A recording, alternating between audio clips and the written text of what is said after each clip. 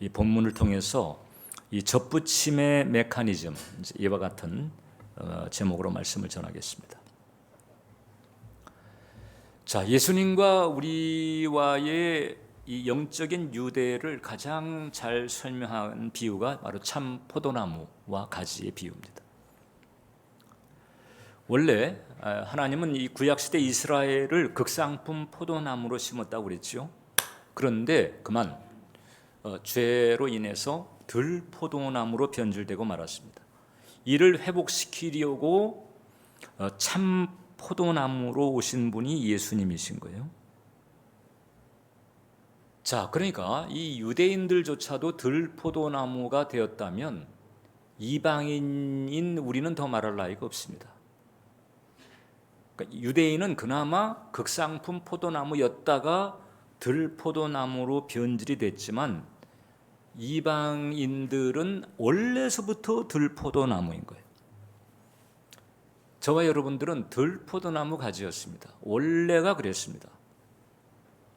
그런데 예수님의 십자가 대속의 은혜로 참 포도나무에 딱 접붙여졌어요. 원래 이 일반적인 그 접붙임은 좋은 나무에 이제 안 좋은 가지를 붙이는 게 아니고 안 좋은 나무에 좋은 가지를 붙이는 게 일반적인 접목입니다.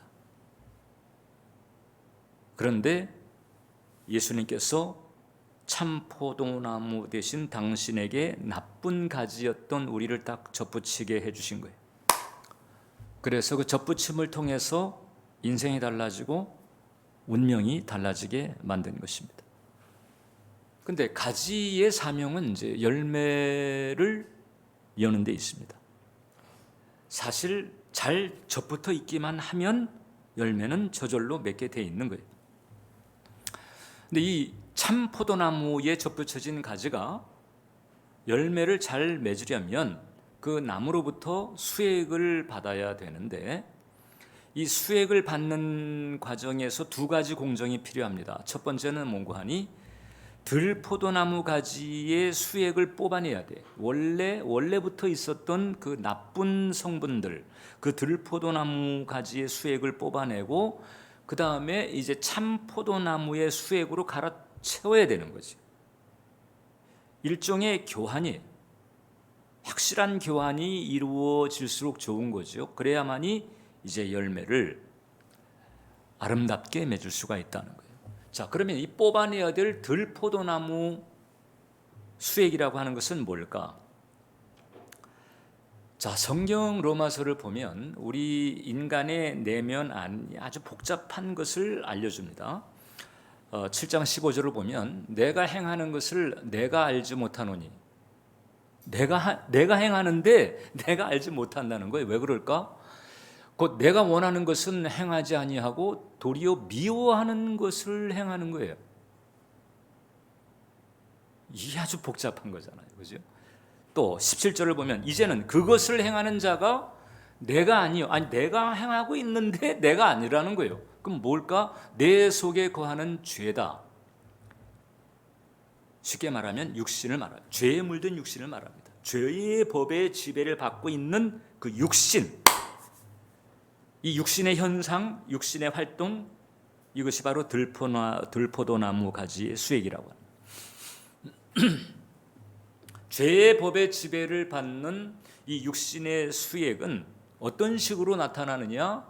죄의식, 저주의식, 두려움, 혹은 욕망, 이런 것들로 활동을 합니다.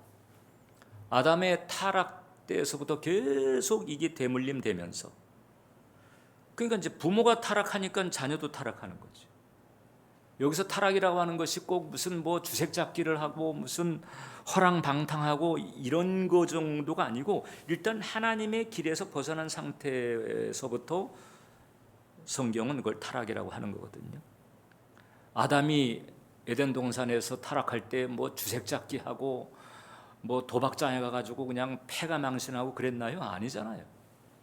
그냥 선악과 하나 따먹었을 뿐이에요. 하나님의 말씀에서 벗어난 그때로부터 그게 타락인 것입니다. 성경의 타락의 개념은 엄격한 거죠. 자, 이제 이런 성향들이 계속 대물림되면서 이제 우리 각자가 중생하기 전까지 이 육신은 깊이 우리 내면에서 뿌리를 박은 거예요. 그래가지고 만들어 놓은 것이 거짓자아입니다. 우리는 이것이 거짓자아인 줄도 모르고 그냥 이게 난가 보다 생각하고 살게 됐는데, 중생하면서 이게 아니네 이러면서 예수님과 연합한 자, 우리가 그걸 참자라고 하잖아요. 그 참자의 세계를 알게 된 거죠. 그래서 이 중생한 신자는 자아 구성이 두 가지입니다. 이전서부터 있었던 거짓자와 예수님을 알게 되면서부터 열려진 참자의 세계. 이 거짓자와 참자, 쉽게 말하면 옛사람과 예수님과 연합한 새 사람, 성경적으로 표현하면 이렇게 두 가지로 지금 이게 이제 구성이 돼 있는 거예요. 근데 이 심리학자들이 이제 성경의 원리는 잘 몰라도 나타난 현상에 대해서는 그걸 인정을 하고 그렇게 분석을 잘 했습니다. 마빈 민스키라고 하는 심리학자는 그런 얘기했습니다. 우리의 의식은 하나의 마음이라기보다 여러 마음들의 모임이다. 그러니까 이 사람이 성경을 아는지 모르는지는 몰라도 일단 바울이 말한 그 육신, 그 옛사람과 새사람, 이 구도를 말하는 거예요. 스티븐 핑거라고 하는 그 심리학자도 이런 얘기했습니다. 의식이 하나의 고정된 실체, 하나가 아니라는 거예요. 뇌 전체에 퍼져 있는 수많은 사건들이 서로 경쟁하는 혼란의 소용돌이다. 사람이 의식이라고 하는 게 수많은 사건들이 각자 그냥 뿜어대고 있는 혼란의 소용돌이다. 이걸 이제 문학적으로 잘 표현한 사람이 만든 작품이 그거잖아요. 지킬 박사와 하이드. 이 거짓자아는 상당히 강하고 뿌리가 깊습니다. 그래서 제2의 천성이라고 할 정도예요. 그냥 원래 천성 우리가 알고 있었던 거지. 근데 이 거짓자아는 이제 어떤 식으로 활동하느냐? 이 거짓자아의 활동이라고 하는 것이 언어의 형태로 한다. 언어의 형태로 우리들의 의식을 지배하고 활동하는 거예요. 그럼 어떤 언어들일까? 우리가 어려서부터 접하고 들었던 그 언어적 경험들, 언어적 기호들로 가득한 거예요. 심지어 어떤 사람은 이것은 이제 단순한 언어 구조가 아니고 스토리텔링이다 이렇게 말하거든요. 스토리텔링. 어떤 단어 하나하나 정도가 아니고 이 단어가 연합해서 하나의 스토리를 만들고 이런 그 다양한 스토리텔링들이 이 사람들의 그 의식에 딱 자리를 잡고 있다는 거예요. 그래서 그런 얘기를 합니다. 자아라고 하는 것은 이야기 덩어리다. 특히 이제 어떤 이야기들이 많은고 하니 이 성장 과정에서 부모나 혹은 주변 환경으로부터 계속해서 주입된 그런 내면의 소리. 우리가 이제 이런 표현들은 우리가 좀 자주 나눴잖아요. 내면의 소리, thought chatter, 내면의 소리들이. 이게 바로 들포도나무 가지가 계속 뿜어대는 나쁜 수액일 거예요. 그럼 반면에 성령의 수액, 참 포도나무 대신 예수님으로부터 우리에게 연결되는 성령의 수액이라고 하는 것은 어떤 것일까? 이것은 바로 이제 하나님의 말씀이 흐르는 걸 말합니다. 성령의 수액이 흐르는 그 도관이 있다고 그랬잖아요. 그 가지의 도관. 그 도관은 말씀의 길인 거예요. 근데 여러분, 말씀의 길이라고 하는 게 뭐예요? 하나님의 스토리텔링이지요.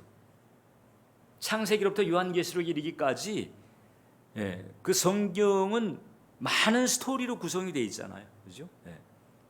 창조의 스토리, 종말의 스토리, 심판의 스토리, 타락의 스토리, 회복의 스토리, 구속의 스토리, 이런 다양한 스토리들로 구성이 되어 있는 게 경전인 거예요. 하나님의 스토리텔링이죠. 말씀이라고 하는. 그래서 예수님께서는 십자가를 통해서 들포도나무 가지였던 우리를 당신에게 딱 접붙이고 난 다음에 이게 나쁜 스토리텔링들을 뽑아내고 그 다음에 진리의 스토리텔링들로 교체하는 이런 작업을 행하시는 거예요.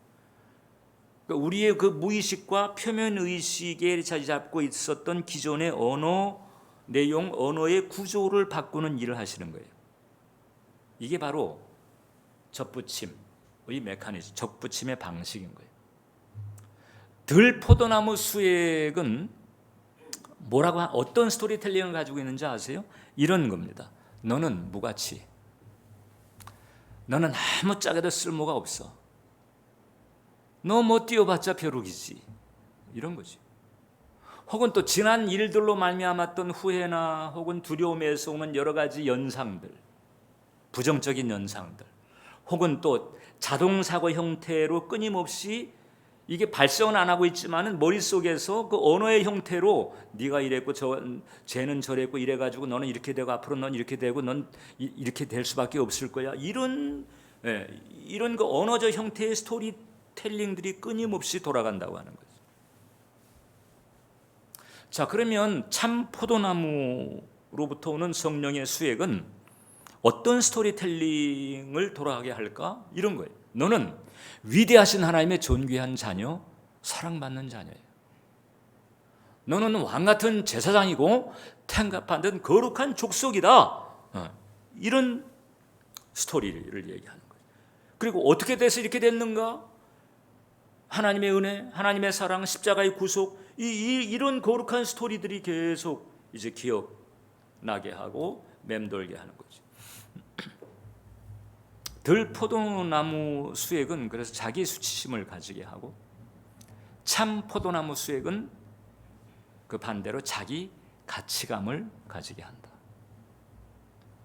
자, 그러니까 우리가 이제 접붙여졌다, 참 포도나무에 접붙여졌다라고 하는 것은 뭔가 하니, 그 접붙여진 그때로부터 그 이전에 자리 잡고 있었던 들포도나무 수액을 이렇게 뽑아내고 참 포도나무 수액으로 갈아채우는 거죠. 즉, 이 저주 의식에 찌들은 스토리텔링을 뽑아내고 하나님 말씀, 진리에 바탕한 축복의 스토리텔링으로 채워가는 것, 이게 바로 접붙임의 과정인 거죠. 그러니까 여러분들의 내면에서 끊임없이 이제 이런 그 공정들이 일어나고 있어야 되는 거예요. 이게 어떻게 보면 죽을 때까지 일어나는 일입니다. 그리고 결국 이제 하나님의 그 스토리텔링, 축복의 스토리텔링으로 나의 내면이 바뀌어지려면 결국은 말씀을 알고 우리가 진리를 알고 그것을 내가 내 마음속에 받아들이고 그것을 내 생각 속에 품고 그래서 묵상하고 암송하는 이런 과정이 불가피한 거죠. 그걸 안 하게 되면 레파토리가 없어. 뭘 바꿔칠 레파토리가 없으니까 계속 옛사람에 묶여서 육신의 질질 끌려가는 수준을 면할 수가 없는 거예요. 여러분들이 그래서 주일 예배 한 번 드리는 것으로 이 들포도나무 시절이 주는 심란함이라든가 부정적인 생각, 이 두려움, 이런 것들을 깨끗이 털어버릴 수 있다면 정말 감사한 일이에요. 주일 예배 한 번으로. 근데 그게 아니라면, 그게 아닌 경우가 거의 대부분입니다. 근데 그게 아니라면 어떻게 돼요? 어떻게 해야 되느냐? 주일을 한 번 다녀가는 것으로 그치는 게 아니라 일상에서 나의 의식의 세계를 계속해서 그 하나님의 언어, 하나님의 스토리텔링으로 채우는 노력을 계속 시도를 해야 된다. 일상에서, 주중에 계속해서 이런 노력을 지속적으로 하는 상태, 이런 상태를 접붙여진 상태라고 하는 것이다. 그래서 이 접붙임이라고 하는 것은 일종의 스토리텔링의 교체 과정입니다. 접붙임이라고 하는 것은 스토리텔링의 싸움이라고도 볼 수 있어요. 물러나지 않으려고 하는, 계속 버티려고 하는 들포도나무 스토리텔링과 그 다음에 인생을, 운명을 새롭게 하려고 하는 참 포도나무의 스토리텔링과의 싸움인 거예요. 다윗은 이런 과정에서 승리를 체험한 사람입니다. 자, 다윗이 골리앗과 대적을 했을 때에 그때 그 골리앗이 먼저 저주의 스토리텔링을 전하는 거예요. 사무엘상 17장 44절을 보면 그 블레셋 사람이 또 다윗에게 이르되 내게로 오라, 내가 내 살을 공중의 새들과 들짐승들에게 주리라. 이게 뭐 단순히 너를 죽이고 말겠어. 이게 아니잖아요. 스토리를 말하고 있어. 내 살을 공중의 새들과 들짐승들에게 주리라. 자, 그러니까 이제 이 얘기를 들은 다윗의 내면이 이 믿음의 스토리로 채워지지 않고 있다면 어떻게 되는 줄 아세요? 그럼 이 골리앗이 내뿜는 스토리를 듣고 거기에 전염이 돼가지고 아이고 나 오늘 이렇게 끝장나면 어떻게 되지? 그러면 새가 와서 물고 뜯고 짐승의 밥이 되겠지. 아버지는 슬퍼할 거고 형들은 날 부끄러워할지 몰라. 이런 스토리들이 계속 만들어져. 그런데 골리앗이 상대를 잘못 고른 거지. 정반대였습니다. 거기에다 대해서 다윗이 오히려 정반대의 스토리를 풀어놓는 거예요. 사무엘상 17장 45절을 보니까 다윗이 블레셋 사람에게 이르되 너는 칼과 창과 단창으로 내게 나오거니와 나는 만군의 여호와의 이름 곧 내가 모욕하는 이스라엘 군대의 하나님의 이름으로 내게 나아가노라. 더 길어. 근데 여기서 끝나는 게 아니에요. 계속 줄기차게 다윗은 자기 내면에 있었던 레파토리들을 풀어냅니다. 아주 줄기차고 강력하게 그 믿음의 스토리텔링을 풀어나가는 거예요. 자기 속에 가득하니까. 46절로 47절을 보니까 오늘 여호와께서 너를 내 손에 넘기시리니 내가 너를 쳐서 내 목을 베고 블레셋 군대의 시체를 오늘 공중의 새와 땅의 들짐승에게 주어 온 땅으로 이스라엘의 하나님이 계신 줄 알게 하겠고 또 여호와의 구원하심이 칼과 창에 있지 아니함을 이 무리에게 알게 하리라. 전쟁은 여호와께 속한 것인즉 그가 너희를 우리 손에 넘기시리라. 이 레파토리.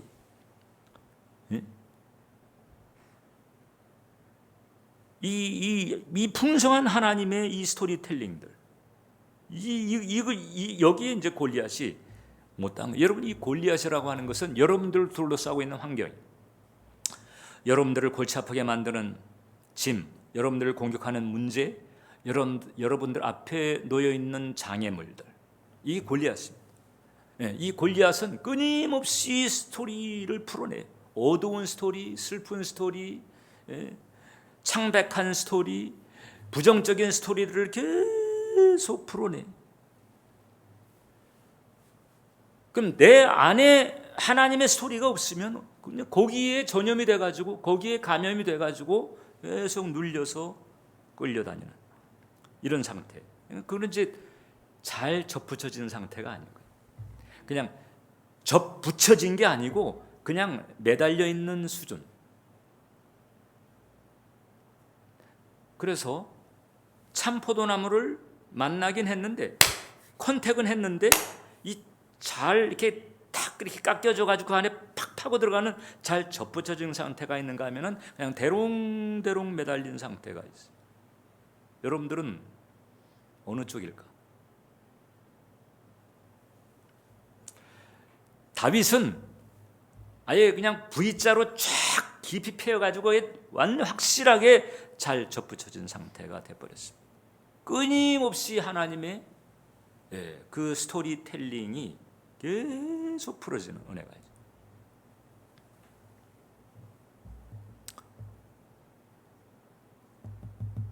일상에서 여러분들의 의식의 상태가 이렇게 하나님의 스토리로 계속 풀어지고 덮여지는 것, 이게 접붙여진 상태인 거예요. 교회 멤버십 혹은 교회 출석이라고 하는 행위라고 하는 것이 한 표현이 될 수는 있지만은 그거 자체가 접붙여짐을 보증하는 것은 아닌 거지.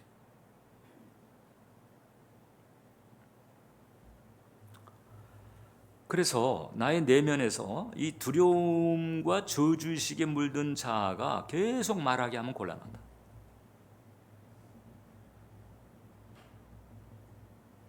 예수님께 접붙은 자, 예수님과 연합한 자아가 계속 말을 더 많이 하게. 그것이 접붙여진 상태. 그것이 잘 접붙여진 상태인 거예요. 그래서 이 신앙 고백이라고 하는 게 여러분, 우리가 이제 사도신경이라든가 여러 가지 신앙 고백을 하잖아요. 우리가 은혜로의 부름도 사실 신앙 고백인 거예요. 그리고 사실 하나님의 스토리텔링을 풀어놓는 거죠. 이게 신앙 고백인데, 이 신앙 고백이 우리가 말로 하는 것 같지만은 사실상 이 신앙 고백의 실질적인 출발은 뭐냐? 나의 내면에서 듣는 것으로부터 시작합니다. 나의 내면에서 듣는 것이 없으면 그 입으로도 나오기가 힘들어요. 나의 내면에서 듣는 것이 뭐냐? 바로 예수님과 연합한 자, 예수님께 접붙은 자가 풀어놓는 진리의 스토리텔링인 거예요. 예수님의 십자가의 대속의 은혜, 하나님의 그 사랑의 이야기, 이런 그 하나님의 그 스토리텔링들, 더 나아가서 우리에게 전해지는 주님의 세미한 음성 혹은 성령의 감화, 이런 것들이 내 안에 먼저 충만해야 그 다음에 그것이 내 입 바깥으로 나올 수가 있다. 내 입 바깥으로 나오는 것이 많지가 않으면 내 안이 부실한 경우도 많을 수 있다는 거잖아요. 그래서 나의 내면에서부터 먼저 하나님의 스토리텔링이 가득하도록 해야 된다라고 하는 거예요. 다윗 못지않게 주님에게 잘 접붙은 자가 선포한 고백이 있습니다. 아주 짤막한 스토리텔링인데 빌립보서 4장이죠. 내게 능력 주시는 자 안에서 내가 모든 것을 할 수 있다. 자, 그러니까 여기서 모든 것 안에는 그야말로 모든 것이 다 대입이 될 수가 있어요. 공부하는 것도 들어갈 수 있고, 사업하는 것도 들어갈 수 있고, 일하는 것도 들어갈 수가 있고, 봉사하는 것도 들어갈 수가 있고, 그 모든 것, 요 세 글자 안에 모든 게 그야말로 다 대입될 수 있는 것이죠. 사명도 잘 감당할 수가 있고, 내게 능력 주시는 자 안에서 내가 모든 것을 할 수 있다. 이 스토리, 이 텔링이 나의 삶을 완전히 변화시킬 수 있는 거죠. 바울이 끊임없이 내면에 이 스토리텔링을 풀어놓으면서 사명의 길을 간 거잖아요. 그 중국 내지 선교의 위대한 결실을 이루었던 허드슨 테일러가 처음서부터 그렇게 잘했던 건 아니에요. 처음에 당차게 의욕을 가지고 중국 내지로 들어갔지만 너무 열악한 그런 환경들, 그 다음에 반항, 그 다음에 공격, 그리고 여러 가지 그 사역하는 과정에서 어려움들이 이제 많이 있었거든요. 일정하게 뭐 영국 본토에서 그냥 계속 뭐 이렇게 이 지원하고 공급해 주는 루트가 그때는 없었으니까 소위 이거 페이스 미션, 믿음 선교라고 하는 것 가지고 온전히 그냥 주님께서 정말 알아서 그냥 채워 주시는 그런 은혜로 사명을 감당하는. 그래서 이 중도에 이 허드슨 테일러가 너무 힘겹다 보니까 지쳤어요. 그래가지고 신경쇠약에 걸렸어요. 이래가지고 이제 이걸 이제 나는 안 되는가 보다. 나는 여기까지인가?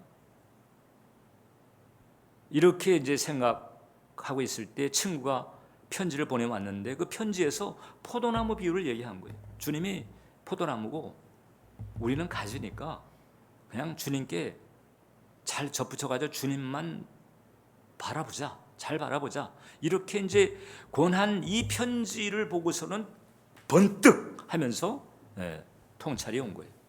그래가지고 내가 이 생각을 바꿔야 되는구나. 그래가지고 내면의 스토리텔링을 바꾸기 시작한 거예요. 어떤 식으로? 나 힘들어. 난 여기까지인가 봐. 난 못 해먹겠어. 고달퍼. 이런 스토리가 계속 맴돌다가 그 다음에 이제 이렇게 바뀌는 거예요. 포도나무 대신 주님의 비유를 딱 접하면서 이렇게 바뀌었습니다. 부활 승천하신 구주와 참으로 하나가 되고 그리스도의 일부가 된다는 것은 놀라운 것입니다. 그것이 대표하는 것을 생각해 보십시오. 그리스도는 부자이고 나는 가난할 수 있습니까? 오른손은 부자인데 왼손이 가난할 수 있습니까? 또 머리는 잘 먹는데 몸뚱이는 굶주릴 수 있겠습니까? 그럴 수 없는 거잖아요. 예수님과 내가 하나라면 당연히 예수님께 내 거고 예수님 권세가 내 권세고 예수님의 능력이 내 능력이고 예수님의 축복이 내 축복이고 할렐루야. 이걸 이제 확 받아들이기 시작한 거예요. 이 스토리텔링으로 채우당하기 시작한 거죠. 고달파 힘들어. 난 여기까지인가 봐. 안 돼. 그냥 내려놓고 싶어. 이런 것을 뽑아내고 그런 스토리텔링을 뽑아내고 바꾸는 거예요. 세상에서 가장 달콤한 경험은 그리스도와 완전한 일치함이 가져다주는 안식 안에 있는 것입니다. 이것을 깨달은 이상 이제 저는 어떤 것에 대해 염려나 근심을 하지 않습니다. 주님께서 주님의 뜻을 이루실 줄을 알며 주의 뜻은 곧 저의 뜻이기 때문입니다. 이 스토리텔링이, 내면의 스토리텔링이 바뀌면서 완전히 반전이 와요. 그리고 중국 내지 선교에 엄청난 결실을 이룹니다. 정말 대위협을 이룬 거예요. 이 중국의 그 복음화라고 하는 것은 허드슨 테일러에게 진 빚이 어마어마합니다. 어마어마합니다. 그 허드슨 테일러가 심었던 그 신앙을 제가 한번 접해본 적이 있는데,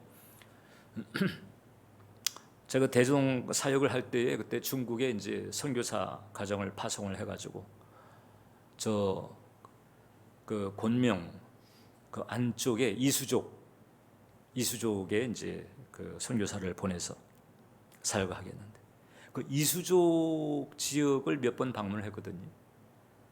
그때 내가 놀란 게 그네들이 가지고 있었던 그 신앙의 뿌리가 허드슨 테일러의 내지 선교에 의해서 심겨졌는데, 그네들이 할아버지 할머니 신앙이죠.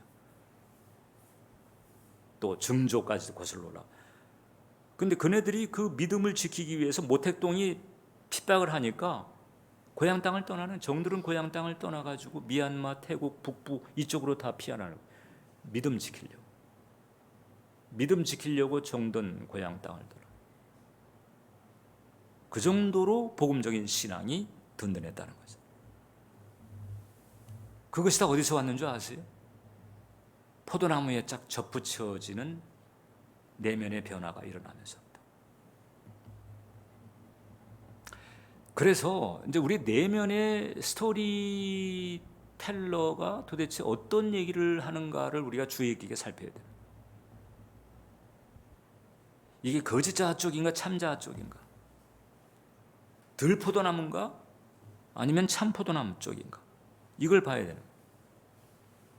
그래서 바울은 이 접붙임의 그 원리, 이것을 깨닫고는, 그래서 이 내면의 스토리텔링의 그 레파토리, 그 내용을 간수하는 것이 대단히 중요하다는 사실을 깨달았기 때문에 이렇게 권했습니다. 빌립보서 4장 8절을 보면 함께 읽겠습니다. 그토록 형제들아, 무엇이든지 참되며 무엇이든지 경건하며 무엇이든지 옳으며 무엇이든지 정결하며 무엇이든지 사랑받을 만하며 무엇이든지 칭찬받을 만하며 무슨 덕이 있든지 무슨 기름이 있든지 이것들을 생각하라는 거예요. 여기 이 내용을 보세요. 여기에 뭐 깔아앉고 창백하고 흔들리고 고달프고 힘들고 지치고 부정적이고 저주의식 이런 기미가 있어요? 없잖아요. 그런 거 하지 말라는 거예요. 아니 목사님, 내 환경이 어떤데 자꾸 그런 식으로 황당한 요구를 하십니까? 라고 하지 말고 믿음의 선택을 하라는 거지. 허드슨 테일러가 환경 보고 계속 끌려갔으면은 내지 선교에 대위협은 없어요. 그런데 이제 하나님 나라와 연결되는 쪽을 택한 거지. 그게 바로 이제 믿음의 믿음이 가지고 있는 비약적인 특성인 거거든요. 참포도나무 가지에 잘 접붙여지는 이런 길을 가는 거예요. 그렇기 때문에 우리가 기도를 해야 됩니다. 성령님, 나의 그 이 무의식의 언어, 나의 그 무의식의 스토리텔링을 바꿔주시옵소서. 나의 표면의식의 언어, 이 표면의식의 스토리텔링을 바꿔주시옵소서.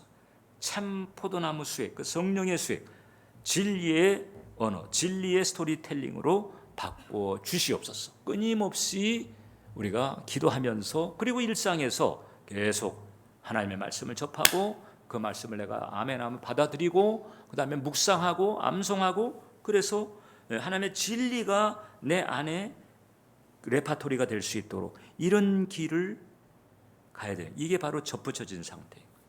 이게 바로 접붙임의 진정한 내면적 방식이다. 이렇게 되시기를 축원합니다. 기도하겠습니다. 살아계신 하나님, 우리의 내면의 레파토리가 바뀌어지게 해주고, 내면의 언어들, 내면의 스토리텔링들이 참 포도나무 대신 성령의 수액으로 완전히 뒤집어지게 해주시옵소서. 보혜사 성령님, 우리 무의식의 언어, 무의식의 스토리텔링이 바뀌어지게 해 주시옵소서. 우리 표면의식의 언어, 표면의식의 스토리텔링이 바뀌어지게 해 주시옵소서. 예수님의 이름으로 기도합니다. 아멘.